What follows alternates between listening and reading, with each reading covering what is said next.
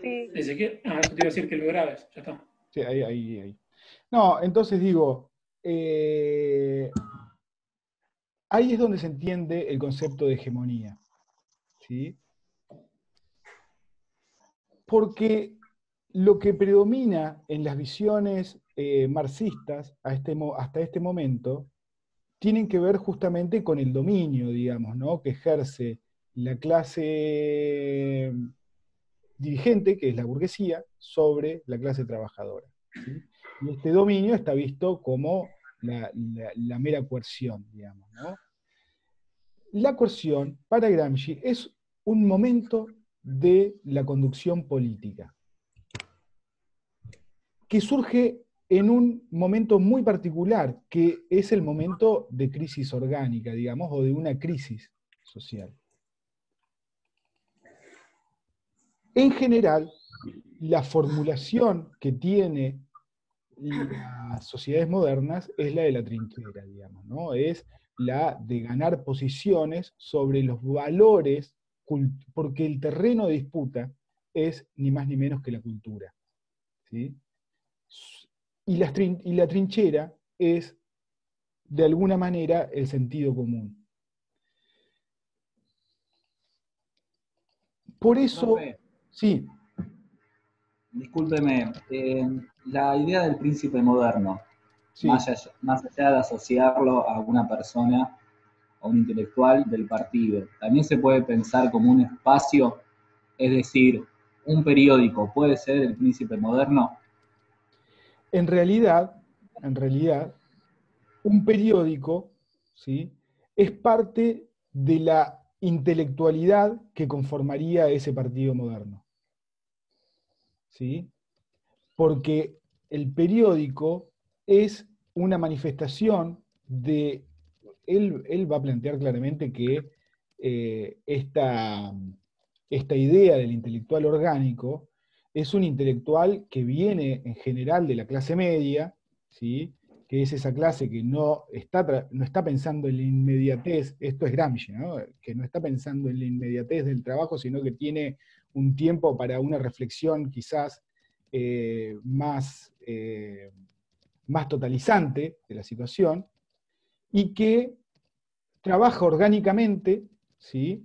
Entre ellos un lugar muy importante lo tiene la prensa, trabaja intelectualmente para la liberación de una otra clase social, ¿sí? Siempre está esta noción de exterioridad, que es la noción de que la clase obrera por sí sola no va a llevar a la revolución. Necesita estos intelectuales orgánicos que intermedien para pensar la totalidad social y por ende la estrategia final, ¿sí? Que va más allá de la lucha económica que tradicionalmente tiene la clase trabajadora. ¿Se entiende eso? sí. Entonces, pero un periódico para Gramsci no puede ser el partido de la clase, porque el periódico es un medio, si se quiere. El partido de la clase es aquel que ya tiene en mente la estrategia final, ¿sí? Y la tarea política es la de ir constituyendo las trincheras dentro del terreno del enemigo. Como el enemigo también va constituyendo una forma de dominio a partir de la constitución de esas trincheras en los valores, permeando los valores de la clase trabajadora, ¿sí? Con los valores que no son propios de la clase trabajadora. ¿Se entiende? En esa dimensión estratégica que la clase trabajadora debería tener. Esto es un poco como un preludio para pensar esta idea de la hegemonía, ¿no? Que para Gramsci la hegemonía es, se podría formular como coerción más consenso, digamos, o consenso más coerción, ¿sí? Eh, es mentira que para Gramsci la hegemonía es consenso, ¿sí? Sino que es una manifestación, el consenso, que de alguna manera resulta operativa en determinadas situaciones. Cuando esas situaciones se desbordan en una crisis orgánica, lo que aparece es la coerción política, ¿sí? Lo que aparece ahí sí es la noción de dominio, pero la idea de hegemonía, de alguna manera, lo que pone en tensión es esta propia idea del dominio como algo, como un poder, ¿sí?, que no tiene fracturas hacia adentro. Porque lo interesante acá de Gramsci es que permite entender el poder como algo que de alguna manera es más frágil de lo que se pensaba, ¿sí? Porque ese poder se constituye a partir de la revalorización de las ideas de una determinada clase que asume la representación de todas las demás. Pero esa fracción de clase que en un determinado momento está de alguna manera dirigiendo moral, ética y políticamente a todas las otras clases, está disputando constantemente los sentidos sociales, ¿sí? Entonces, en las sociedades modernas no se puede pensar directamente en que la única fase del poder sea la misma noción del dominio. Entonces la fase represiva aparece en unos determinados momentos, ¿no? Cómo se sale de la crisis orgánica que existe en el empate hegemónico, donde ninguna de las clases, la clase trabajadora y la clase, digamos, a ver, la clase, la facción financiera de la clase de la burguesía, si se quiere, en los 60 y 70 en la Argentina, digamos. La salida de esa crisis orgánica ya no puede ser representada solamente bajo el consenso, porque ese consenso está roto, y ahí entra a jugar fundamentalmente la fase represiva, ¿no? Esta puede ser una interpretación gramsciana, digamos, a una expresión política como la de la dictadura militar argentina. ¿Por qué se da? Efectivamente, en ese momento el consenso, la clase política ya no le alcanza con mostrar el consenso como forma de articulación. Entonces, si yo no puedo convencer al conjunto de las clases sociales que mi proyecto es el proyecto que todos de alguna manera deben compartir, cuando no puedo convencer y la clase trabajadora tampoco puede convencer de su proyecto alternativo, y ahí Gramsci utiliza la figura del empate hegemónico, cuando existe esa situación, la salida entonces es a través de la mera coerción. En general, la dinámica es esa mezcla constante entre faz represiva y consenso. Digamos, esa es la dinámica habitual del desarrollo político. Entonces, desde ahí vamos a entender la noción de hegemonía, ¿sí? La hegemonía como esa capacidad de dirección intelectual, moral, política y económica del conjunto, que tiene una parte sobre el conjunto, ¿no? Y esto le va a interesar mucho, y ahí vamos a un segundo momento, ya habiendo pasado a Gramsci, lo va a rescatar de alguna manera los estudios culturales, que el contexto de producción es en el pleno proceso de desarrollo del estructuralismo, ¿sí? Y fundamentalmente de las miradas marxistas sobre el estructuralismo. Si hablamos de estructuralismo marxista, ¿de quién estamos hablando? ¿Se imaginan? De Althusser, exactamente. Ezequiel, Sí, hice una lectura así rápida, no sé si terminé de entenderlo bien el de Willis, pero cuando él habla de agentes funcionales, está hablando de esto, de esa clase que se educa y que reproduce y que responde a esta estructura económica. Bueno, y ahí sí pensaba en Althusser y antes a la crítica de un espacio hegemónico como el de la escuela, de Rousseau, a la pérdida de libertad, como que fui haciendo esos puntos, entonces tan errada no estaba. Por ahí no llevado para una construcción ya con objetivos claros, digamos, de organizar la política. Rousseau lo decía, me parece, modo distinto, no sé si apelaba a lo mismo, pero digamos, fueron cosas que estuvimos viendo en ese orden más o menos. sí, a ver, convengamos que Willis lo podemos ubicar dentro de la lógica de la escuela de Birmingham, ¿sí? Sí. Yo para que ustedes no se hagan quilombo, les voy a Sí. decir algunas cositas de la escuela de Birmingham para que ustedes tengan en cuenta con qué va a discutir de lo que Sí. Willis reconoce como el funcionalismo de izquierda, si se quiere. No. ¿Qué es el propio Willis? ¿Sí? Está discutiendo con Learning to Labor. Sí. Lo que va a discutir, a ver, ustedes piensen que después de la Segunda Guerra Mundial, la salida de la Segunda Guerra Mundial para Inglaterra, que es donde se va a centrar la escuela de Birmingham, ¿sí? En Birmingham, Inglaterra, lo que hay es un surgimiento de la cultura. Ya, a ver, históricamente el partido de la clase trabajadora era el Partido Laborista inglés. El partido inglés después de la Segunda Guerra Mundial empieza a perder todas las elecciones. Y lo que se configura políticamente es un proyecto conservador muy fuerte, donde claramente lo que están representando son los valores de este nuevo capitalismo que se empieza a imponer, que ya lentamente deja de ser ese capitalismo industrial, sino que es un capitalismo donde la cultura tiene un lugar muy importante. Es esa cultura dorada de los 20 norteamericanas, que se da a llamar el American Way of Life, ¿no?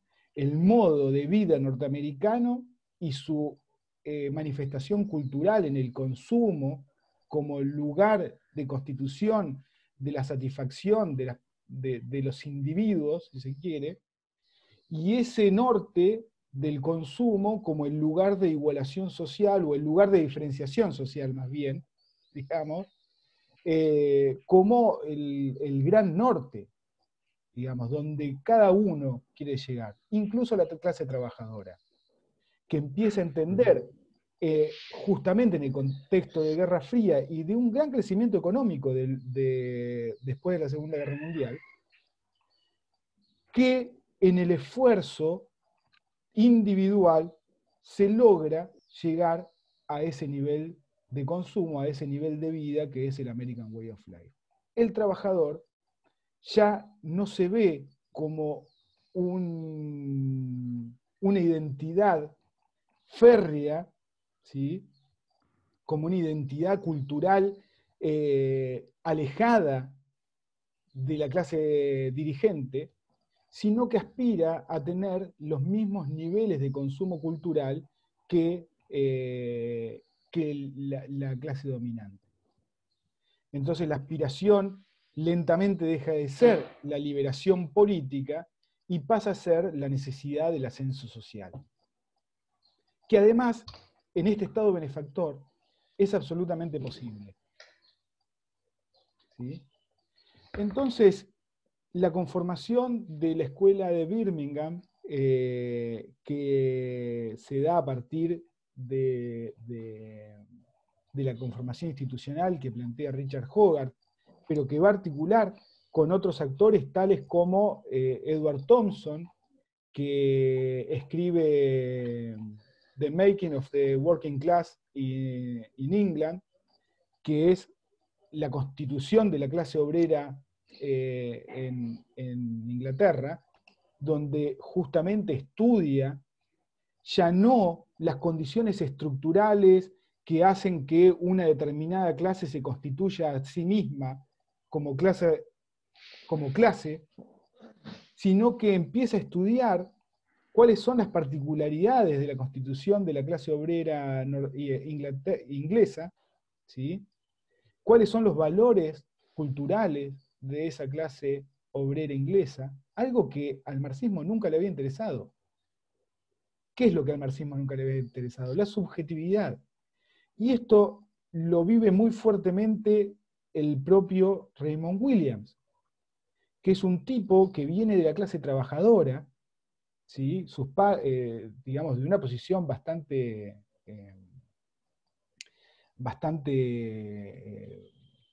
pobre, digamos, es un tipo de la clase trabajadora. Es un tipo de la clase trabajadora, pero que llega a Cambridge, que es donde se forma la clase dirigente.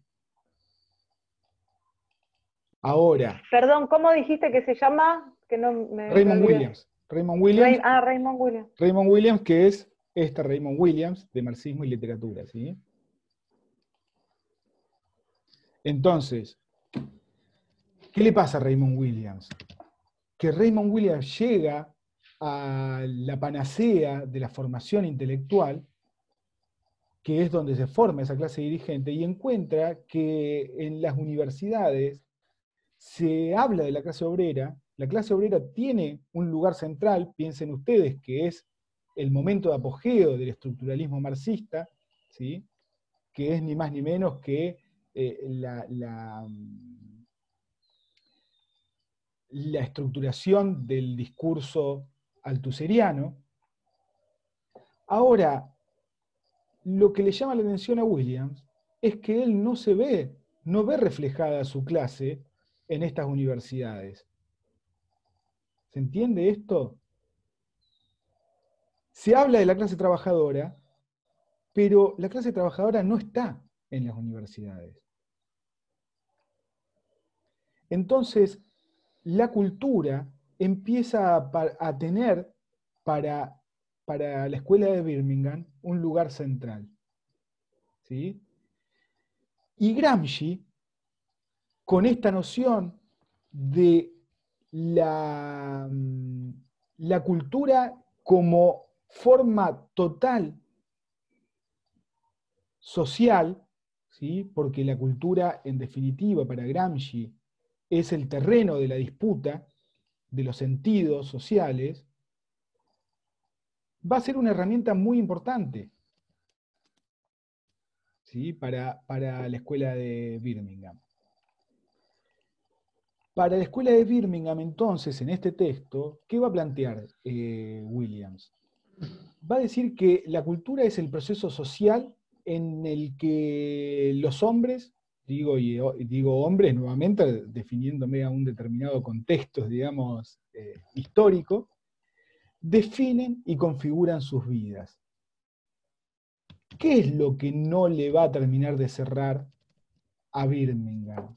Lo que no le va a terminar de cerrar es que las ideas de esa clase trabajadora sean meramente un reflejo de las condiciones materiales de existencia.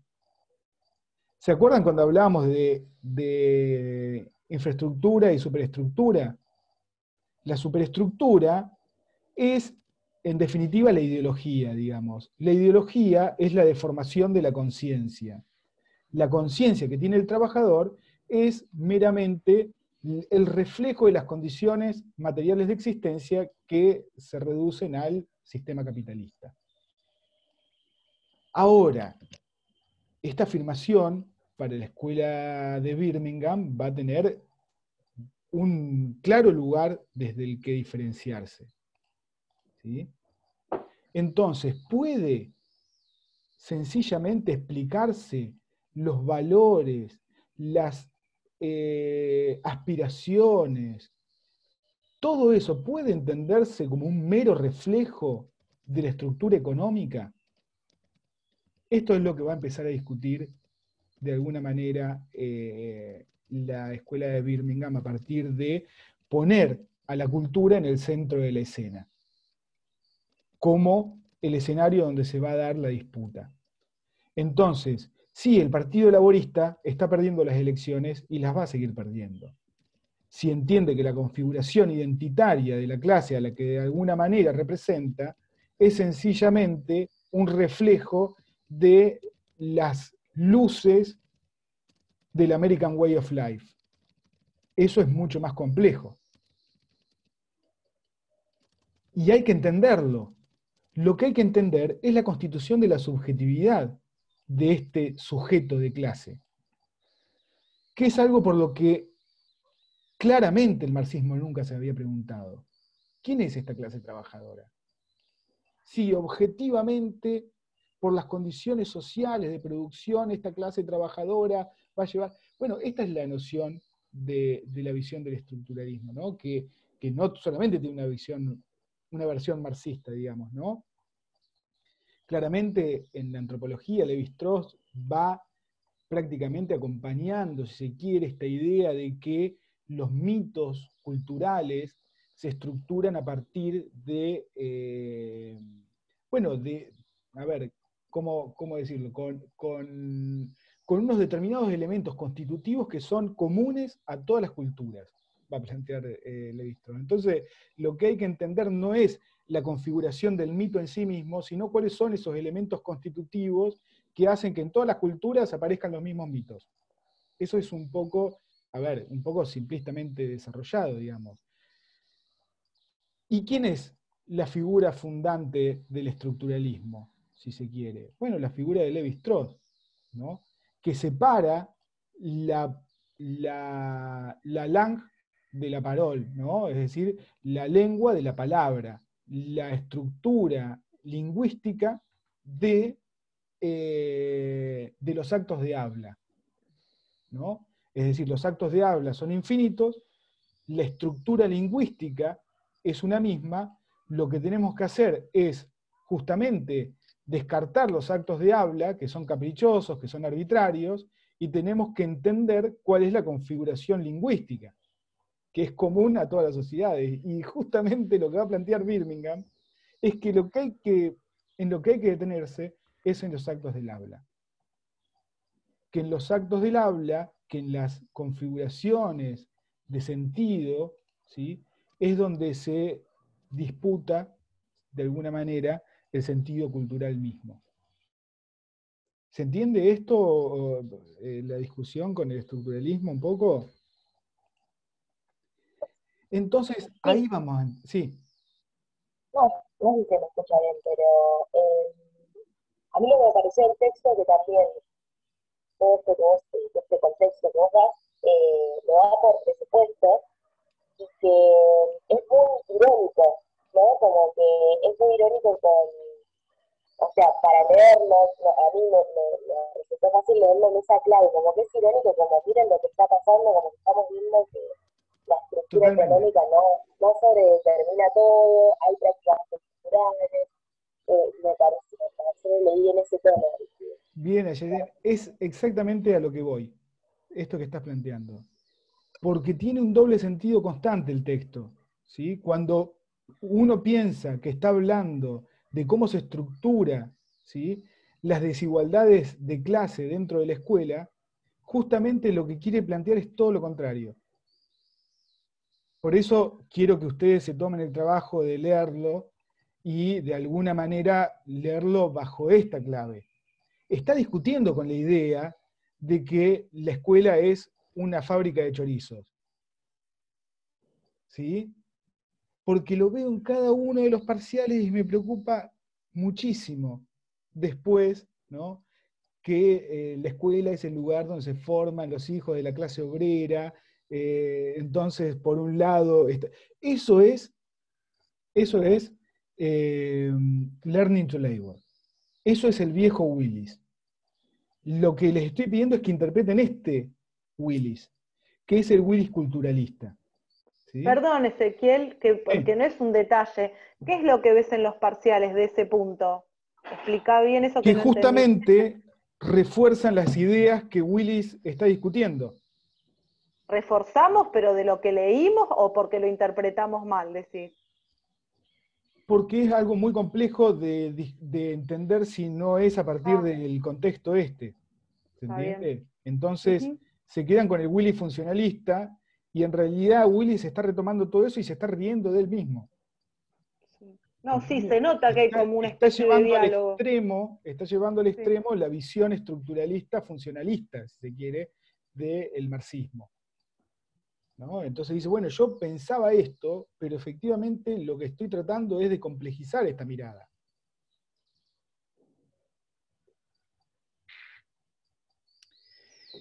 Y finalmente, digo, vamos a entender un tercer momento, que es el momento de los estudios culturales, digamos, ¿no?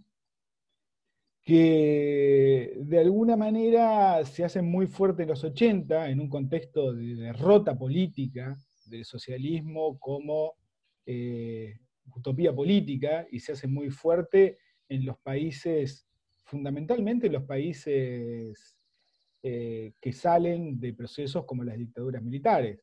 No por casualidad, es muy fuerte en los 80, ¿no? Y se habla de este giro culturalista como esta inclinación que tiene la intelectualidad de ya no preguntarse por las grandes causas, sino empezar a entender de alguna manera lo que son las prácticas culturales, ¿sí? Y a diferenciar las prácticas culturales. Y esto tiene un gran impacto en lo que es la conformación de del academicismo de los 80, de los 90, y yo les diría hasta prácticamente de la actualidad. Si uno piensa en cuáles son la generalidad de las tesis, de la Facultad de Periodismo incluso, ¿no? Digo, ya no están las grandes preguntas, ¿no? Sino que es la pregunta por los sentidos de unos particulares formas de identificación cultural, si se quiere, ¿no? Esto que por ahí se le ha dado el nombre de las tribus urbanas, digamos, y estas reconfiguraciones, digamos, de los sentidos sociales que estas, si se quiere, fragmentos sociales, ¿no? Estamos hablando desde un lugar de la teoría de los fragmentos, ¿no? Ya no, y esto muy matizado con, obviamente, la perspectiva neoliberal, me sale neoliberal, no por casualidad, la perspectiva posmoderna, ¿sí? De la caída de los grandes relatos, ¿sí? Entonces volver a pensar las particularidades, ¿sí? De las distintas configuraciones de los grupos sociales, ¿no? Entonces estudiamos la forma en que los skaters de 7 y 80, digo, por decir una cosa, ¿no? Los sentidos, que, digamos, eso es algo muy característico de este giro culturalista, ¿sí? Y es llevar al extremo, si se quiere, esta necesidad de entender subjetivamente la constitución de este sujeto que de alguna manera está llamado a ser subalterno, ¿no? Entonces, a esta idea de la dominación se le empieza a contraponer, ¿sí? O la idea, si se quiere, de la conciencia para sí, la conciencia de clase, se le empieza a contraponer la idea de la resistencia, ¿no? Y la resistencia como una forma de lucha contra el poder, como una nueva reconfiguración política, si se quiere, la resistencia. Ya no se lucha por una transformación social a escala global, sino que se resiste en distintos aspectos culturales a la cultura que imponen las clases dominantes, ¿no? Y ahí pasa a ser resistencia saltar techos por los barrios.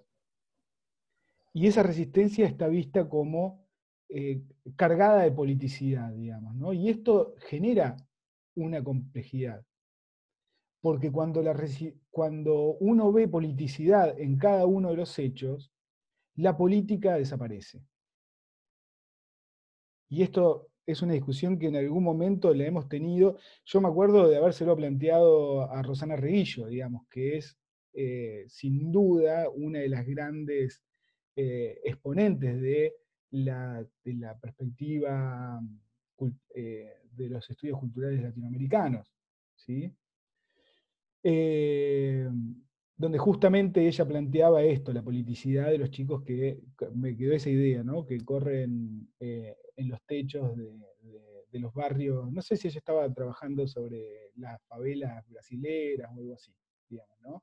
Pero encuentran esa politicidad en esas resistencias. Y fíjense que esto lo van a encontrar en el texto de Willis, de alguna manera. No sé si lo van a llegar a poder, pero yo se los planteo acá para que ustedes lo traten de descifrar ahí en ese texto. Germán. No, iba a decir algo, le iba a agregar un asterisco a lo que estabas diciendo de estos grupos o de estos jóvenes o chicos o sujetos que saltaban techos, de pensarlo como una idea genérica o un pensamiento de época, o una línea de investigación, o más que una línea de investigación, como una pregunta por los jóvenes y también por los sentidos, si se quiere, del orden o de la modernidad. Y pensaba también en la cantidad de investigaciones, de artículos y tesis que se hicieron después, o más acá en el tiempo, sobre cuerpo y, por ejemplo, prácticas como el parkour, del desafío del trazado urbano, de esos, digamos, esos jóvenes que, digamos, que buscan otros modos de transitar o de desplazarse en la ciudad, desafiando justamente el trazado arquitectónico preestablecido, como puede ser una calle, una avenida, un edificio, determinada arquitectura, y, digamos, y cómo esos desplazamientos o esa disputa por el sentido del ordenamiento urbano también se da en una práctica como el de los traseros, que ellos se denominan así, que tiene que ver con la práctica del parkour. Claro, es que efectivamente cualquier noción de subalternidad pone en tensión, si se quiere, el sentido común dominante sobre que los valores culturales hegemónicos han pensado el espacio, el ordenamiento espacial, digamos. La politicidad sería este ejercicio desde las más variadas dimensiones en que ese jóvenes o los ciudadanos y ciudadanas, digamos, nos posicionamos así espontáneamente. Es como un ejercicio la politicidad, a eso lo llama politicidad y que desaparece la política, eso me interesaba entender. ¿Por qué Claro, digamos, desaparece? Como un lugar, digamos, a ver, no, dale, contame. no, pero está bien que intenten ya empezar a entenderlo desde algún, digo, al decirlo, uno lo va tratando de comprender de alguna manera, ¿no? Pero sí, tiene que ver con esta noción de la resistencia a la práctica hegemónica, digamos, ¿no? Entonces, uno entiende que a ver, que en el desafío de estas culturas subalternas a los valores hegemónicos culturales, ¿sí? Hay Sí. una politicidad, ¿sí? Entonces, cuando el hijo de la clase obrera en la escuela, y esto voy a Willis con esto, y con esto no quiero hablar mucho más sobre el texto de Willis, pero digo, cuando el hijo de la clase obrera no aprende, cuando el hijo de la clase obrera no estudia, está de alguna manera, ¿sí? Tomando una decisión, ¿sí? Y esa decisión tiene claramente una noción de politicidad. ¿Se entiende esto? Es esta lógica, y fuimos de la Revolución Rusa a esto. Vos estás hablando de aquella época, de aquel momento, ¿no? ¿En qué sentido? Cuando el hijo de la clase obrera no estudia, toma una decisión, no aprende, pudiéndolo hacer, decide no hacerlo. O te Yo estás ahora estoy refiriendo diciendo, en general. a ver, por ejemplo, a mí me tocó en mi práctica, cuando yo tuve que hacer las prácticas, me tocó dar clases en la Legión, lo que Sí, es conocido como la Legión, ¿no? maravillosa, hoy maravillosa. Impresionante, ¿no? Una cosa Sí, impresionante. Pero me sí, llamaba mucho la atención que cuando llegaba, bueno, obviamente que cuando llegué, el docente, el profesor, me dijo, estos pibes, no intentes nada, porque no los vas a... Está todo perdido. Así empecé, imagínate. sí. No, una cosa terrible, realmente, porque lo que me terminó pasando con los chicos es que efectivamente estaban esperando un docente que de alguna manera los interpelara, que se comprometiera. Pero más allá de que eso, se generó un proceso hermoso en ese proceso pedagógico, había un pibe que yo no podía entrarle. Y yo llegaba y él estaba con los auriculares puestos escuchando música. Y estaba así, recostado sobre la silla, y así se pasaba toda la clase. Y además, sobre el grupo más cercano de él, los pibes ya tomaban una actitud diferente cuando él estaba. Cuando él no iba, se comprometían. Cuando él estaba, lo tomaban como, nada, justamente pactar con el poder. ¿Se entiende a dónde voy? Es decir, Sí, se que entiende, se entiende. efectivamente ahí había algo que uno lo puede leer sencillamente como un pibe que está por fuera, pero evidentemente había una decisión de desafío al poder. ¿Sí? Sí. Profe, disculpe que lo corte, pero se va a cortar en 3 minutos. Va a haber una tercera parte. Porque le No, quiero hacer una acá ya consulta. estamos. Acá ya estamos. Bueno, porque le quiero consultar a ver si hay algún material ampliatorio que ofrezca la cátedra o en el DRAI para entender la postura estructuralista de Bourdieu, o sea, para hacer la lectura de ese lugar. ¿Habría algún otro material? ¿O en la web que se pueda buscar? Sí, déjame pensarlo porque hay bastante ahí.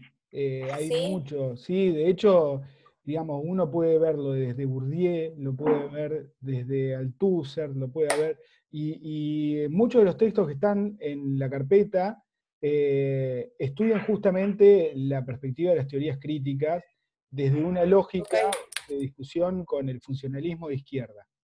¿Sí? Está bien. ¿En qué carpeta sería?